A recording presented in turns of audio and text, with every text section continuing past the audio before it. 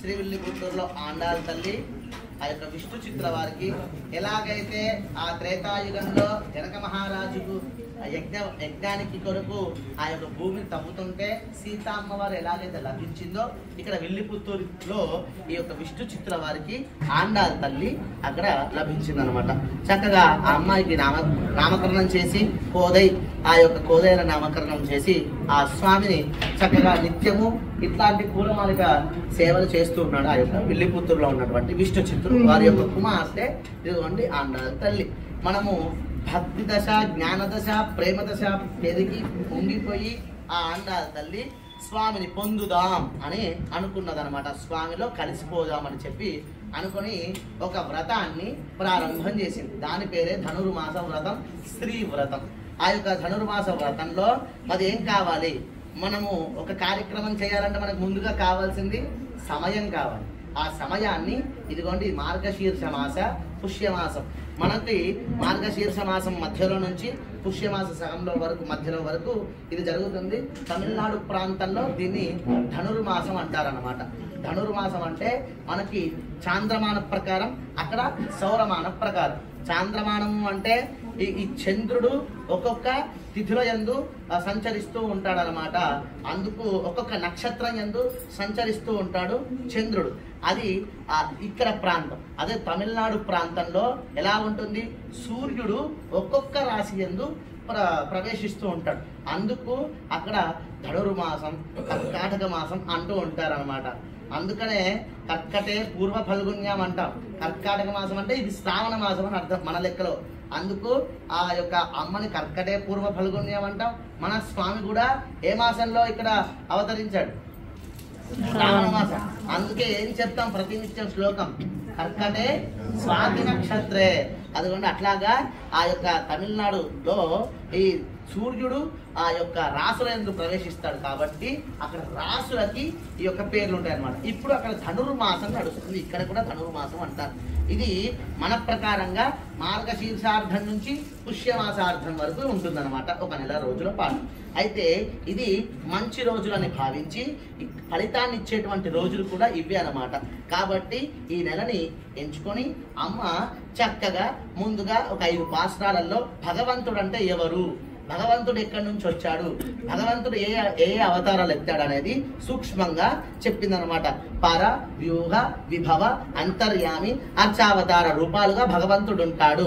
పరమపదంలో వైకుంఠనాథుడు, పాల్కడిలో అంటే వ్యూహ స్వరూపంలో పాల్కడిలో పాలసముద్రంలో ఉండే స్వామిని వ్యూహవాసుదేవుడు. అదిగోండి 3వ స్థానం విభవ స్తుతి అంటారు. తానే మన కోసము మానవుల కోసము తానే కిందికి వచ్చి నేను మిమ్మల్ని ఉద్ధరిస్తానని చెప్పి కొన్ని అవతారాలు ఎత్తి, దశావతారాలు అంటారు, ఆ అవతారాలను ఎత్తి మన దగ్గరే తిరిగి మనకు చక్కగా అనుగ్రహాన్ని ఇచ్చినటువంటి స్థుతి ఏంటిదంటే అది విభవ స్థుతి. అంతర్యామిగా ప్రతి ఈ భూమి మీద కనబడుతున్నటువంటి ప్రకృతిలో జంగమ స్థావరాలు అంటారు. జంగమాలు అంటే కదలేటివి, స్థావరాలు అంటే కదలనివి, కొండలు, పక్షులు, అట్లాగే కనబడేటువంటి జీవరాశుల్లో అందరిలో నేనున్నాను అని చెప్పి అంతర్యామిగా ఉండేటువంటిది స్థుతి.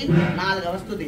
5వది ఏంటిది, అర్చావతారం. కేవలం మానవులకే అతి పరమాదృష్టమైనటువంటిది ఏ స్థుతి, అర్చావతారం. మీరు భగవంతుణ్ణి చూసారా అంటే చూసామని చెప్తారా, కళ్ళతో చూసారా, మీరు సాక్షాత్తుగా భగవంతుని ముట్టుకున్నారా, లేదు.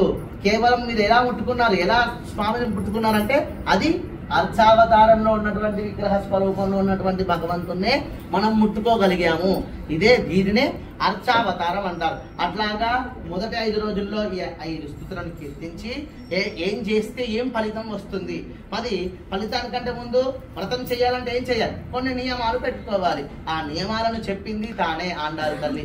నియమాలు చెప్పి పెద్దలు ఆచరించినటువంటి పనులన్నీ మేము చేస్తామని చెప్పి మాటిచ్చి ఆ తర్వాత ఏం ఫలితం వస్తుందో కూడా చెప్పి ఏమేం కావాలి, ఏదో ఈ వ్రతానికి సంబంధించినటువంటి కొన్ని పరికరాలు కావాలి, ఆ పరికరాలను సమకూర్చుకుందామని చెప్పి, మరి పరికరాలు కావాలంటే దానికంటే ముందు ఎవరు ఉండాలి, వ్రత సాధకురాలు అందరూ కూడా ఉండాలి. అంటే మీరందరూ కూడా ఉండాలి. నేను ఒక్కడే స్వామిని అనుభవిస్తా అంటే భగవంతుడు నాకు కృప ఇవ్వడు. ఇచ్చినా అది అంత ఆనందంగా ఉండదు. అదే మీ అందరిని తీసుకొని వెళ్ళి అదిగోండి మీరు ఆ భగవంతుడిని చూడండి, ఆ భగవంతుడి మార్గంలో చూపించాను అనుకోండి, పరమానంద భూతుడవుతాడనమాట ఆ కృష్ణుడు. అట్లాగా అదిగోండి వ్రత సాధకురాలని ఒక 10 రోజులు 10 మంది విజ్ఞానం కలిగినటువంటి గోపికలు, అతి ప్రేమ కృష్ణుని మీద అతి ప్రేమ కలిగినటువంటి గోపికలను 10 మందిని నిద్రలేపి 10 మంది ఆల్వార్లను కీర్తించుకుంటున్నట్లుగా భావించి 10 మంది గోపికలను నిద్రలేపి తర్వాత ఎక్కడికి వెళ్తుంది? ఆ నందగోపుడి యొక్క భవనం దగ్గరికి వెళ్తుంది. ఆ యొక్క గోష్ఠి బృందం, ఇదంతా కూడా గోష్ఠి అంటారు. ఈ గోష్ఠి బృందాన్ని తీసుకొని వెళ్ళి ఆ యొక్క నందగోప భవనం దగ్గరికి వెళ్ళి ఆ నందగోపుల భవనం దగ్గర ఎవరుంటారు? ముందుగా సెక్యూరిటీ గార్డ్స్ ఉంటారు. ఆ సెక్యూరిటీ గార్డ్స్ ఒక్కసారి ఏ జయ, ఏ విజయ, ఇదిగో నువ్వు మాకు తలుపులు తీయి, ఇగో మంచిగా ఆ యొక్క వర్ణనం చేసి ఎలాగైతే నువ్వు మాకు భగవంతుని ఎలా చూపించాలో ఒక ఆచార్యుల వల్ల చూపించాలి. లోపల నందగోపుడి యొక్క భవనం అది, నువ్వు చూపిస్తే కానీ మేము లోపలికి వెళ్ళలేమని చెప్పి వాళ్ళ ద్వారా ఆ యొక్క తలుపులు తెరిపించుకొని లోపలికి వెళ్ళి లోపల పడుకున్నటువంటి ఆ యొక్క నందగోపుణ్ణి, యశోదమ్మని, అట్లాగే బలరాముని, శ్రీకృష్ణుని నిద్ర లేపుదాం అనుకుని ముగ్గురిని నిద్రలేపి శ్రీకృష్ణుని ఒక 4 రోజులు 4 పాటల రూపకంగా నిద్రలేపి అదిగోండి మొన్న రీసెంట్గా 23వ రోజు మారి మలై ముడంగిల్ మన్నిక్కిడంగురంగు అనుకుంటూ ఆ సింహపు వలె నువ్వు లేవాలి, లేచి బయటకు రావాలి, ఒక్కసారి గర్జించి అటు ఇటు దొర్లి మేము ఏర్పాటు చేసినటువంటి సింహాసనాన్ని నువ్వు కూర్చో స్వామి అని చెప్పి ఆ యొక్క సింహం రూపంలో ఉన్నటువంటి కృష్ణుని నిద్రలేపి అది లోపటి నుంచి బయటకు వస్తుంటే అతి ప్రేమ. ఎందుకంటే మనం ఫలితం కోసం చేస్తున్నాం, ఆ ఫలితం మనకు రాబోతుంది అంటే అయ్యో స్వామి ఎలానా ఇబ్బంది పడ్డాడా, ఆయన పాదాలు కందిపోయాయా, ఏమన్నా అలసిపోయాడా అని చెప్పి ఆయనకు మంగళం కలగాలని చెప్పి 24వ రోజు మొన్నటి రోజు చక్కగా అదిగోండి అన్ని బులహమలంగా ఎడిపోతి మంగళం అనుకుంటూ ఒక 8 మంగళ శాస్త్రాలను పాడి ఆ తర్వాత కేవలము మరి ఆ కృష్ణునికి ఒక చిన్న సందేహం కలిగింది.